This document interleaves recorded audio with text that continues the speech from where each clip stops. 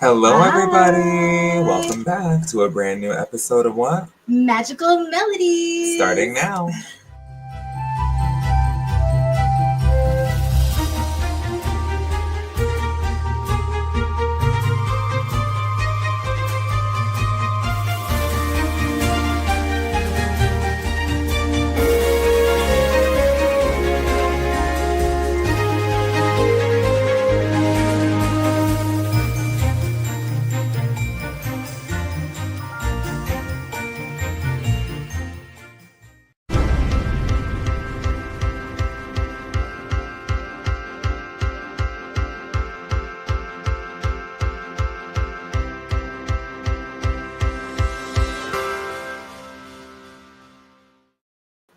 Hello, everyone. Welcome back to a brand new episode of Magical Melodies. I'm one of your hosts, Kevin. And I'm Caitlin. And we are going to dive into a little thing called Lightning Lane today. But before we get into that, we're going to just start. I know last episode was Festival of the Arts. No, sad I missed it. Yeah, so we're going to let Keelan share a little bit about things that she really liked and maybe didn't like about the festival. Yeah, well, I loved it, first of all. So my expectation versus reality, the expectations were pretty high, but I thought the reality of it and everything that I got to do and all the food I got to taste, I thought it met the expectations. The food was good. The carne asada was out of this world. Yeah. That was awesome. I think that was my favorite thing. Yeah, we did the fried cheese with the little different dipping sauces on a cute little art platter. Yeah. That was also really good.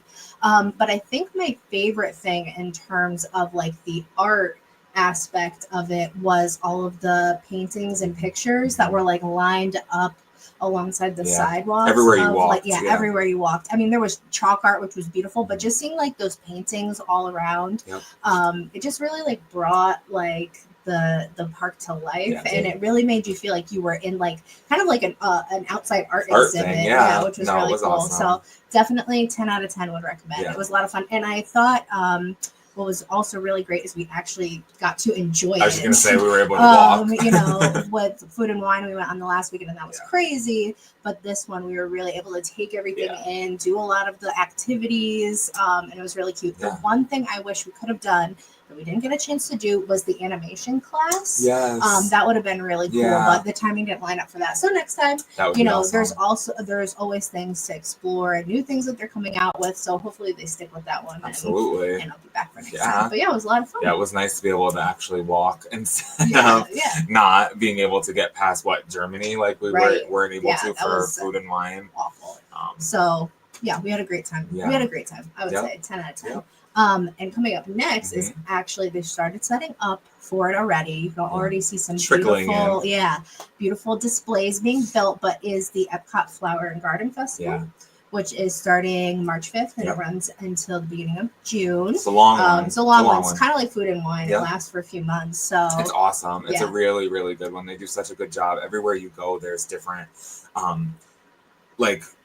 garden carvings and flowers of like the characters and the water. They have all these flowers all along. It's so cool because like there's literally like carvings out of bushes and plants and stuff of like Mickey, Minnie, and Kanto, whatever. They change it, every so often, but I got to see it last year and it was one of my favorites, honestly. Awesome. Yeah. And now that they have the Journey of Water with Moana, I feel like that totally fits in because it's just so like what you got to do this time around. Yes, I was so happy about that. It's really cool. We haven't done it at night yet, but I would love to see it at night. But it's just, it's beautiful during the day too. But the way it illuminates, like from videos that I've seen at nighttime, it definitely gives the vibe of Moana. So yeah, good stuff coming up for Epcot. Yeah, looks like it's gonna be a good time.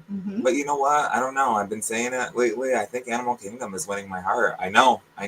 Despite popular belief, it's like honestly, I'm with you there. I love Animal Kingdom. It's so much fun. I love it. It's just a different vibe than any of the other parks. I mean, they all have their own vibe, but Animal Kingdom is just very and the food specific. Food is underrated. Everyone thinks Epcot, which obviously is amazing, but Animal Kingdom food. I think we got the best food there. Yeah. All those little. They have good drinks. They have like the corn. I can't. Pandora. The Pandora food and drinks. Got to check it out. Got to check it out. Yes. But yeah, today we're diving into Disney's Lightning Lane system, and we're just going to kind of go through it with you and how it works for those that don't know it, because it did change from last year. It was originally Genie Plus, for those that don't know, and this is their Lightning Lane Fast Pass service. So we're gonna kind of get into it now that we've experienced it a couple times, and just kind of share our intake on that, because we'll get into it more, but it goes without saying it is extremely worth it. I think it's extremely so. worth it. I think so. And that kind of brings us into the next segment. So what is Lightning Lane? So Lightning Lane is exactly that. Lightning Lane is the Fast Pass service that they offer. If you are staying on Disney property, you can book out your Lightning Lanes 7 days in advance. And if you're staying off property, 3 days in advance. So we've experienced both of these. Yes. So the first time in November when we had experienced it, we were on property and we got to book 7 days out, which was great. And we were kind of nervous this past time around because it was 3 days away, so we weren't sure if things were going to be sold out or just not available. Yeah. But I would say we got everything we wanted and then some. Like, it was great. Yeah. So I would definitely say if you're a little nervous about that, you should be fine, unless maybe you're going like in a very, very, very busy time. Then I guess I can see there might be some. It could always be different. But this I don't know. I don't know that for a experience. fact. That's just speculation. Absolutely. So, but yeah, I think it was really great. Yeah. And it didn't even seem like a difference between the 7 and 3 days. No, so. we got everything that we were hopeful for, which was great. And then like it works differently, right? So if you're starting, like, let's say you're planning to start your day at Animal Kingdom. Animal Kingdom is a little bit of a cheaper rate for the Lightning Lanes. They're all different. They range from, I think, 17 to 30. It really just depends on the day and the time of year. But if you, let's say, like, this is what we did. So we started our Friday in Animal Kingdom and we ended in Magic Kingdom. And we got the Animal Kingdom price because Animal Kingdom closes earlier than the others. There's no fireworks show, so it's a little bit cheaper, for that reason. But I think we paid $17 for the Lightning Lane for that day, and you are able to carry it over into your next park too. At no additional cost. Yeah. The only thing that comes extra, so there's two different types. There's the multi-pass, and then there's, I always call it single rider. It's not single rider, single pass. And for select rides. And those typically tend to be like the very, very, very popular rides. So Animal Kingdom, for example, is Flight of Passage. So that does come at an additional cost. So you have your multi-lane, which costs us like $17, and I'm not 100% sure of the Flight of Passage price, but I think it's a little bit more. I think it's around like 18 or 17 as well. Additional from what you're already paying. So the multi-lane gets you, you get to pick 3 rides to start. And then the single pass, it's just that one ride.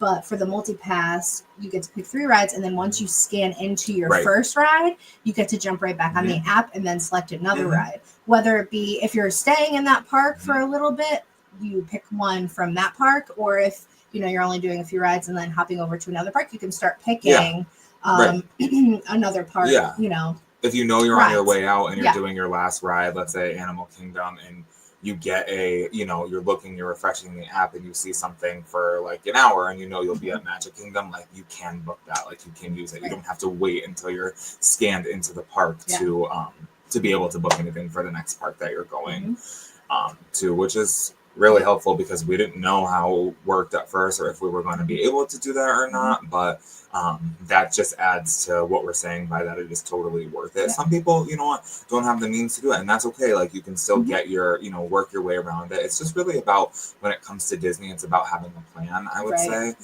which I know isn't everybody's cup of tea. I always say it's not a relaxing vacation.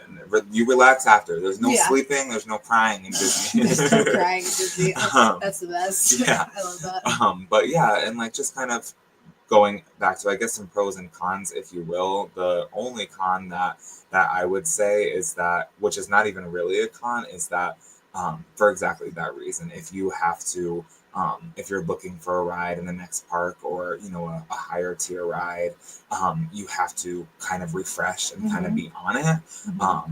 But you are almost always going to be able to find a time that somebody has canceled or whatnot.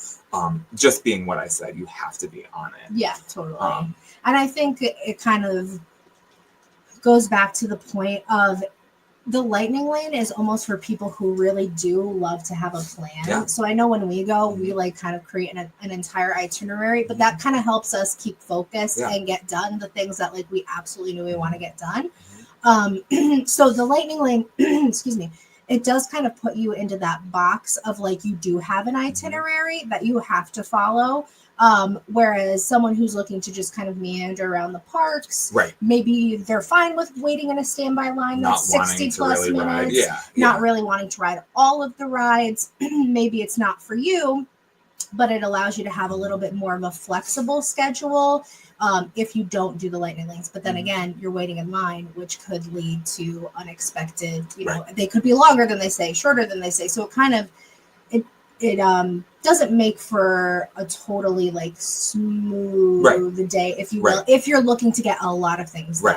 But if you're not, then it's totally fine not to do them. I will say it is kind of nice though. You have like your two lines, you have your standby, and then your lightning lane. You go up and you scan your lightning lane, and you just keep walking and keep walking. And you're like, oh, it's kind of like a relief. Like, thank God I'm not like. And like what I always say, it's like Disney is not cheap, no, and like it's not. this, it's like not, another con, I guess you could say, is there is an extra cost to it. But if you think about it, it's like it allows you to get your money's worth, to experience as much as you can, because sometimes like for example, when we went to Food and Wine Festival, if we didn't have Lightning Lane, we wouldn't have gotten on anything. We were still somehow, some way able to get on everything that we had wanted to because of that. And speaking of which, I forgot to mention, Guardians of the Galaxy is no longer virtual queue. It's officially a standby. There's a little bit of controversy going on with that. Some people love it, some people hate it. I mean, have you seen the photos of the lines? Yeah. Crazy. Wait, it's still single pass though. You can still buy the single pass. Okay, so Guardians of the Galaxy is one of those that is single pass. So and same with Tiana, I believe. Tiana is now no longer a virtual queue or transitioning out. Correct. If it didn't, she's no longer virtual queue. Tiana.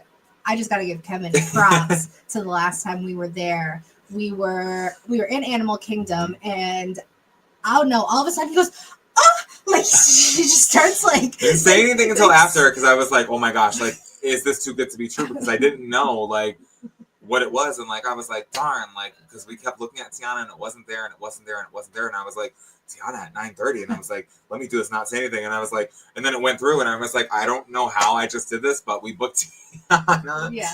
So good. One of those like unexpected things, because that and like Tower of Terror, like if you're doing those later in the day, they tend to show that they're like sold out. However, like Kevin said, if you keep refreshing the app and you're on the app and you're looking, you may just have like some luck to snag those for a later in the evening ride. If that's what park you're gonna be. So definitely some unexpected. And I wouldn't even say it's all a con, because it's kind of fun too in a way. It's like, you know, when you're looking and kind of, you know, you get stuff that, you know, maybe you didn't know you were gonna get and things like that pop up. But we'll be right back with just a little bit more. We're just gonna take a quick commercial break. We'll be right back. Breakthroughs are about more than you might think. They're about discovering who you are, digging deep, reaching to the core of your soul. They're about healing yourself, understanding your beliefs, creating a ripple effect. And it's not just those initial moments that matter. It's about using them to bring more joy into our own lives and the lives of others. It's about having fun, letting loose, enjoying every moment life has to offer. It's about finding a safe space. It's about creating connection.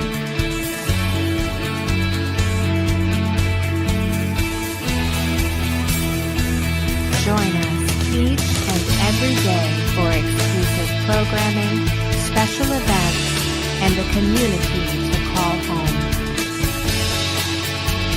where we invite you to explore, change the way you look at and live your life, and go beyond the breakthrough.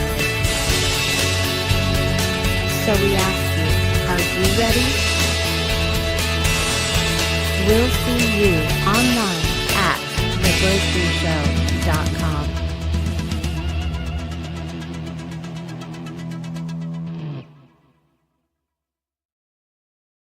Hello, welcome back. All right, we're gonna get into a couple of just like strategy tips and hacks that we kind of experience. Obviously, we're still learning too, but some of the rides that require like a little bit of a longer wait that you might want to use it for. What do you think? I would say definitely Guardians first Yeah, and now, foremost. absolutely. I mean, definitely now, Yeah. being that it's no longer virtual queue and just standby, Mhm. you're probably going to be waiting in that line for It's been insane. hours. It's been insane. Hours. Yeah. So I would say definitely Guardians, Frozen.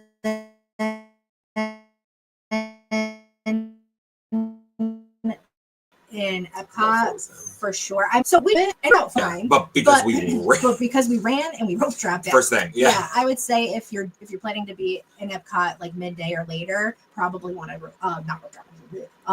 Get a multi pass for Frozen, definitely, or Ratatouille. That's another one, like rope drop it or multi-lane because it's a long wait usually. Let's think for Animal Kingdom. I would say.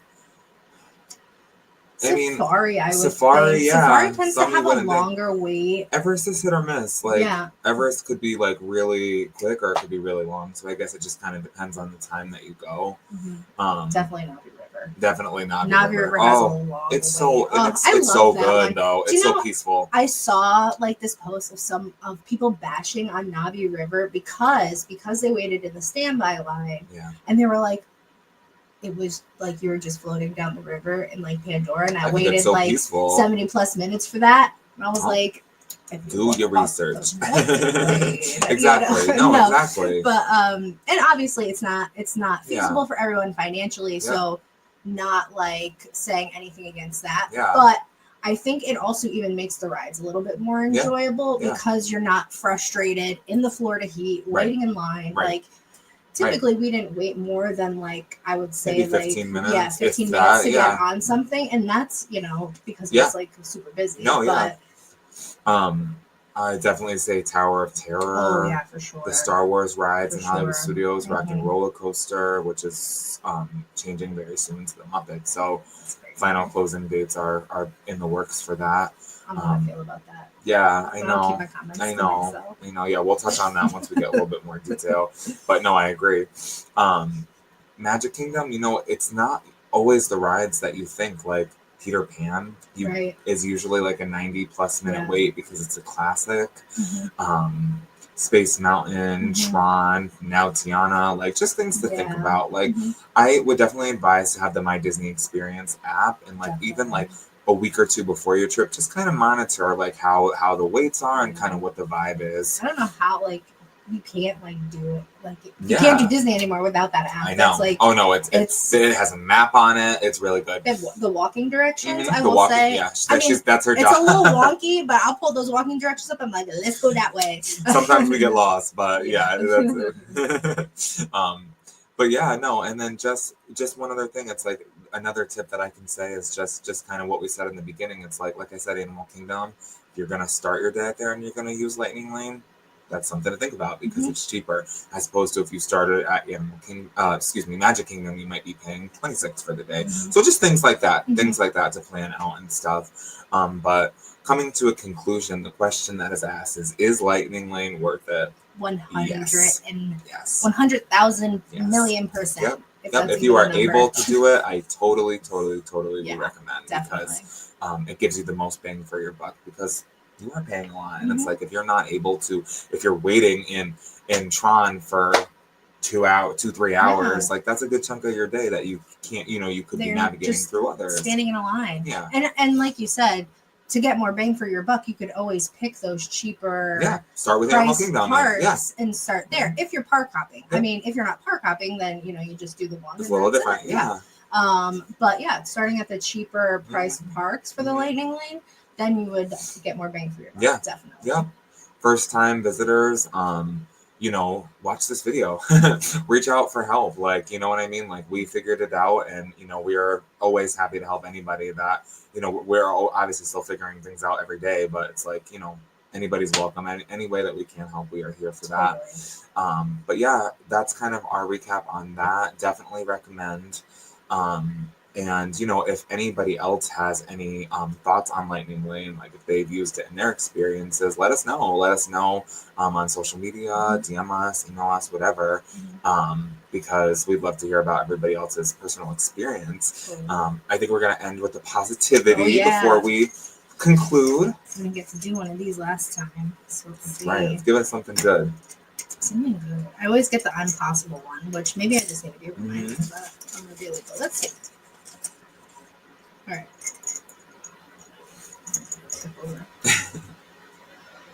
What? Hakuna Matata. That's I right. love that. It How means perfect. no worries. Literally, for the rest of your days. Life is gonna love life, it. but Whoop. All right. We'll leave that. we'll leave We'll that leave one. that one there. Here, go ahead. Let's see.